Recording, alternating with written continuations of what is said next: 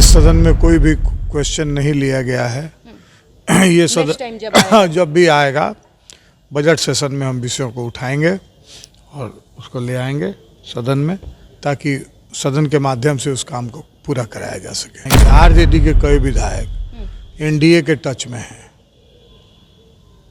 चूँकि अब वहाँ कुछ बचा उचा है नहीं, ये सभी लोग जान रहे हैं। ये तो उनको इस चुनाव में पता चल गया होगा कि उनका औकात क्या है, उनका वर्चस्व क्या है। चिराग पासवान जी जो बात कहते हैं उसको करते हैं। नमस्कार, आप देख रहे हैं जनतक लाइव और मैं हूं आपके साथ दिव्या पांडे। अभी हमारे साथ बातचीत करने के लिए सुगौली से नवनिर्वाचित विधायक राजेश कुमार उर्फ बबलू गुप्ता जी, इनसे बातचीत करेंगे और जीत की बधाई भी देंगे कि काफ़ी वोटों से जीत हासिल किए हैं लोक जनशक्ति पार्टी से। बहुत बहुत बधाई हो सर आपको। बहुत बहुत धन्यवाद आपको। सर, आपने जीत हासिल किया है तो जनता के बीच में आपने जो वादे किए थे, क्या उस वादे पे खरे उतरिएगा कि जनता ने आपको जिताने का काम किया? हमने जनता के बीच जो भी बात बोला है उसको हम पूरी धरती पर लागू करने का प्रयास करेंगे। बहुत सारी समस्याएं होती है विधानसभा क्षेत्र में, जो पूर्व के विधायक रहते हैं वो काम नहीं करते हैं, बस पटना, दिल्ली, मुंबई घूमते फिरते हैं। तो क्या राजेश कुमार उन वादों पे खड़े उतरेंगे जो वादे किए हैं? जी बिल्कुल उतरेंगे। और पूछा जाए, जिस तरीके से भी देखा जाए तो सदन में लगातार कल से शीतकालीन सत्र शुरू हुआ, आपने शपथ ग्रहण भी लिया, तो क्या आप जो जनता के हित में सवाल उठाए हैं, जनता से आपने जो वादे किए हैं वो सदन में भी उठाने का कोशिश कीजिएगा, सदन में बात कीजिएगा? इस सदन में कोई भी क्वेश्चन नहीं लिया गया है। ये सदन जब भी आएगा बजट सेशन में हम विषयों को उठाएंगे और उसको ले आएंगे सदन में, ताकि सदन के माध्यम से उस काम को पूरा कराया जा सके। कहा जा रहा है, विपक्षी पार्टी कह रही है, कल ही बयान दिया है, उन्होंने कहा है कि लोक जनशक्ति पार्टी आर के कई विधायक जो हैं आरजेडी के उसमें हैं, आरजेडी के टच में है। तो क्या उसमें से आप भी हैं क्या टच में? हम ये कहना चाहते हैं कि आरजेडी के कई विधायक एनडीए के टच में हैं, चूँकि अब वहाँ कुछ बचा उचा है नहीं, ये सभी लोग जान रहे हैं सर, इसलिए उनके कई विधायक हम लोगों के टच में हैं कि इस पार्टी से अब मुक्ति मिल जाए बिहार को। आरजेडी के विधायक जो हैं उन्होंने कल चिराग पासवान को कहा है कि चिराग पासवान कोई नेता नहीं है, उनका वर्चस्व क्या है, उनका हैसियत क्या है, इस तरीके का उन्होंने कल बयान दिया है।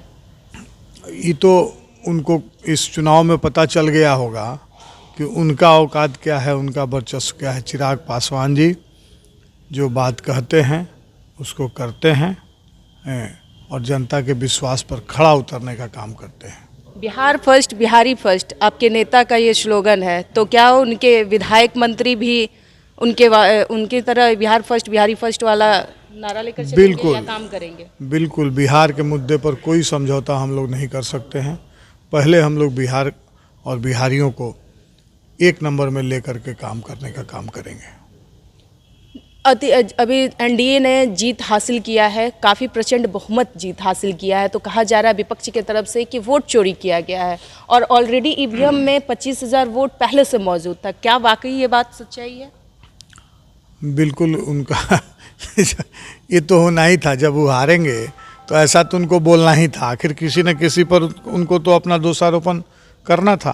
तो ईवीएम पर ही अपने कार्यकलाप को, अपने किए हुए कामों को उसके लिए दोषी थोड़ी ठहराएंगे, ईवीएम को दोषी ठहरा करके निकल जाएंगे। तो वोट चोरी नहीं हुआ है? मैंने आप खुद भी जर्नलिस्ट हैं, आप बताइए कि कैसे वोट चोरी हुआ है?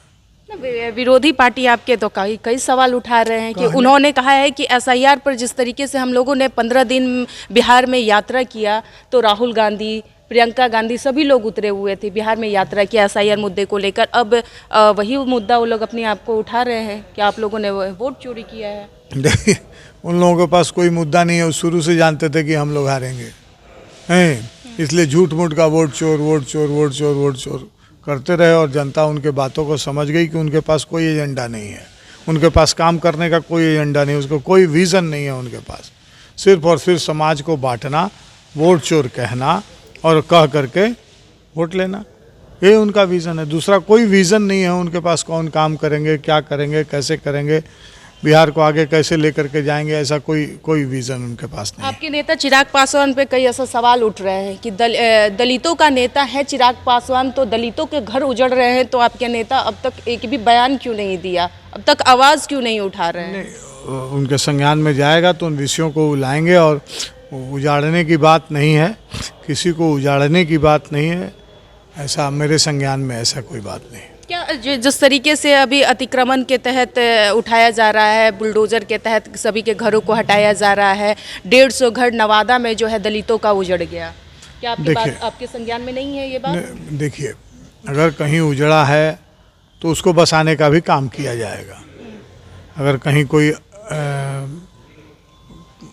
झुग्गी झोपड़ी पहले से बसी हुई है, किसी कारण से अगर सरकारी ज़मीन में बसी हुई है और उसको किसी कारण से वहाँ से हटाया गया है, तो उसको फिर बसाने का भी काम सरकार ही करेगी और करती है।